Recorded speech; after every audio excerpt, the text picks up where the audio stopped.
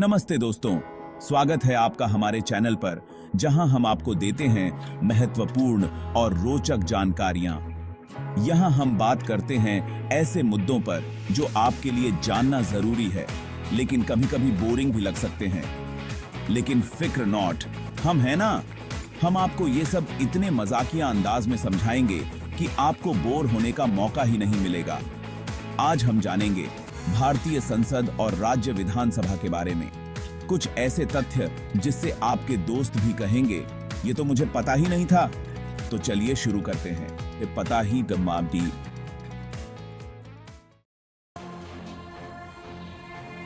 तो दोस्तों, पहले बात करते हैं लोकसभा की। लोकसभा, जिसे हाउस ऑफ द पीपल भी कहा जाता है, भारतीय संसद का निचला सदन है।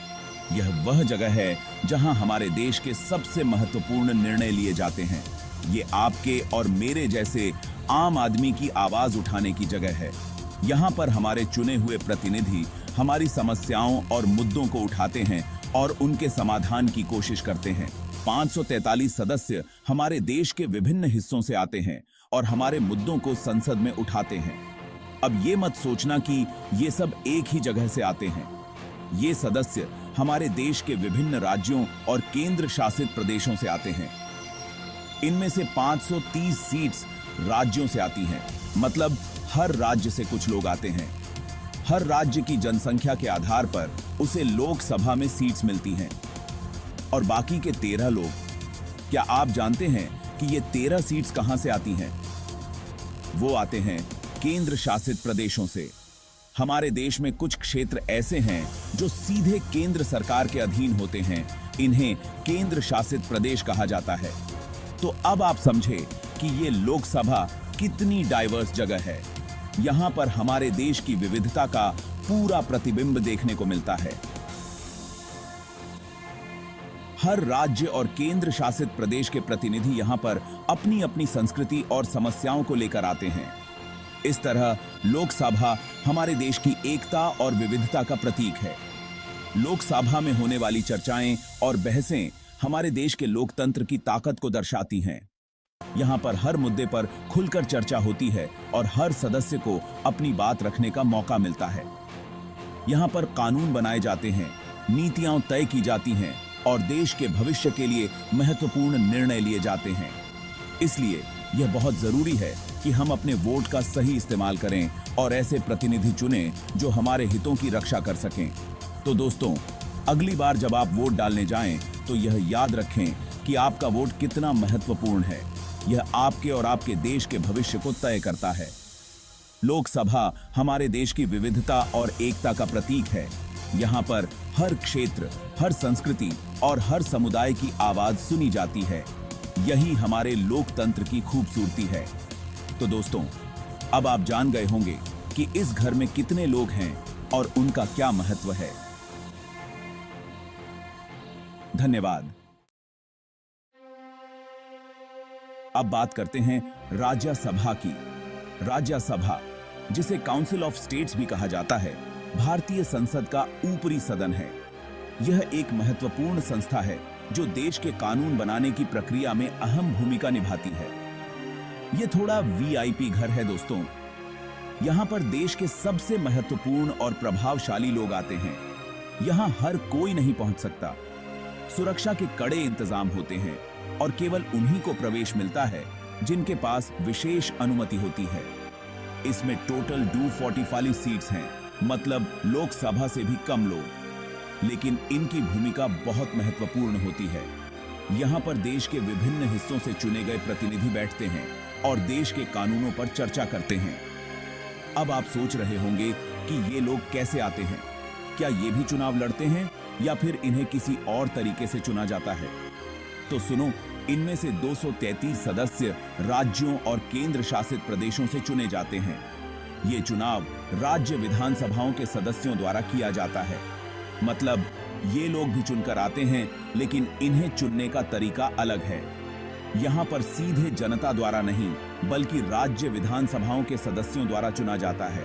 और बाकी के 12 सदस्य, ये सदस्य सीधे जनता द्वारा नहीं चुने जाते। इन्हें खुद राष्ट्रपति जी नॉमिनेट करते हैं। राष्ट्रपति जी इन सदस्यों को विभिन्न क्षेत्रों में उनके योगदान के आधार पर चुनते हैं। मतलब ये लोग अपने टैलेंट से या काम से इतने फेमस होते हैं कि राष्ट्रपति जी खुद इन्हें बुलाकर राज्यसभा में भेज देते हैं। क्या बात है! ये सदस्य कला, विज्ञान, साहित्य और समाज सेवा जैसे क्षेत्रों में अपने उत्कृष्ट योगदान के लिए जाने जाते हैं। इन सदस्यों का चयन इस बात को सुनिश्चित करता है कि राज्यसभा में विभिन्न क्षेत्रों के विशेषज्ञों की आवाज भी सुनी जाए। यह सदन को और भी विविध और समृद्ध बनाता है। राज्यसभा का काम केवल कानून बनाना ही नहीं है, बल्कि यह सरकार की नीतियों की समीक्षा और आलोचना भी करता है। यहाँ पर विभिन्न मुद्दों पर गहन चर्चा होती है और देश के भविष्य के लिए महत्वपूर्ण निर्णय लिए जाते हैं। तो दोस्तों, अब आप समझ गए होंगे कि राज्यसभा के सदस्य कैसे चुने जाते हैं और उनका काम क्या होता है। यह एक महत्वपूर्ण संस्था है जो हमारे लोकतंत्र को मजबूत बनाती है। उम्मीद है कि आपको यह जानकारी रोचक लगी होगी। अगली बार जब आप राज्यसभा के बारे में सुने तो आपको पता होगा कि यहाँ कौन लोग बैठते हैं और वे कैसे आते हैं। चैप्टर 3, सबसे बड़ा विधानसभा। यूपी वालों का तो कहना ही क्या। अब बात करते हैं विधानसभा की। हर राज्य की अपनी विधानसभा होती है, जैसे हमारी कंट्री की लोकसभा होती है। लेकिन सवाल यह है कि सबसे बड़ा विधानसभा किस राज्य का है? Sound effect, drum roll. दोस्तों, यह है उत्तर प्रदेश। जी हां, यूपी वालों का तो कहना ही क्या। यूपी की विधानसभा में टोटल 403 सीट्स हैं। मतलब यहां के नेताओं को बहुत ज्यादा लोगों की बात सुननी पड़ती है। चैप्टर 4, विधान परिषद। ये क्या नया पंगा है? दोस्तों, आपने विधानसभा तो सुना होगा, लेकिन क्या आपने विधान परिषद के बारे में सुना है? विधान परिषद, जिसे हम लेजिस्लेटिव काउंसिल भी कहते हैं, भारतीय राजनीति का एक महत्वपूर्ण हिस्सा है। ये भी एक तरह की विधानसभा ही होती है, लेकिन ये हर राज्य में नहीं होती। विधान परिषद का मुख्य उद्देश्य विधानसभा के कार्यों की समीक्षा करना और उन्हें संतुलित करना है। सिर्फ कुछ ही स्टेट्स में यह सिस्टम है। यह सिस्टम केवल उन्हीं राज्यों में है जहां की विधानसभा ने इसके लिए प्रस्ताव पारित किया है और केंद्र सरकार ने इसे मंजूरी दी है, जैसे कि आंध्र प्रदेश, बिहार, कर्नाटका, महाराष्ट्र, तेलंगाना और हां, यूपी में भी। इन राज्यों में विधान परिषद का गठन किया गया है ताकि विधानसभा के निर्णयों की समीक्षा की जा सके और उन्हें संतुलित किया जा सके। विधान परिषद का काम होता है विधानसभा के डिसीजंस को चेक करना, ये सुनिश्चित करना कि विधानसभा के निर्णय जनहित में हैं और किसी भी प्रकार की त्रुटि या असंतुलन नहीं है। मतलब ये एक तरह से सीनियर लोगों की टीम है जो ये देखती है कि विधानसभा कोई गलत डिसीजन तो नहीं ले रही। विधान परिषद के सदस्य आमतौर पर अधिक अनुभवी और वरिष्ठ होते हैं, जो अपने अनुभव और ज्ञान का उपयोग करके विधानसभा के कार्यों की समीक्षा करते हैं। विधान परिषद के सदस्य विभिन्न तरीकों से चुने जाते हैं। कुछ सदस्य विधानसभा के सदस्यों द्वारा चुने जाते हैं, कुछ स्थानीय निकायों द्वारा और कुछ राज्यपाल द्वारा नामित किए जाते हैं। इस प्रकार विधान परिषद में विभिन्न क्षेत्रों और समुदायों का प्रतिनिधित्व होता है। विधान परिषद का एक और महत्वपूर्ण कार्य है जनता की आवाज को सुनना और उसे विधानसभा तक पहुंचाना। यह सुनिश्चित करना कि जनता की समस्याओं और मुद्दों को सही तरीके से उठाया जाए और उनका समाधान किया जाए। विधान परिषद विभिन्न समितियों के माध्यम से भी काम करती है, जो विभिन्न मुद्दों पर गहन अध्ययन और समीक्षा करती हैं। ये समितियां विभिन्न नीतियों और विधेयकों पर अपनी सिफारिशें देती हैं, जिससे विधानसभा को बेहतर निर्णय लेने में मदद मिलती है।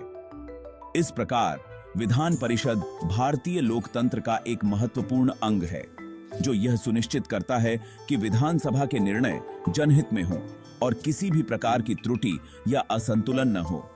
यह एक महत्वपूर्ण संतुलनकारी भूमिका निभाता है, जिससे भारतीय लोकतंत्र और भी मजबूत और प्रभावी बनता है।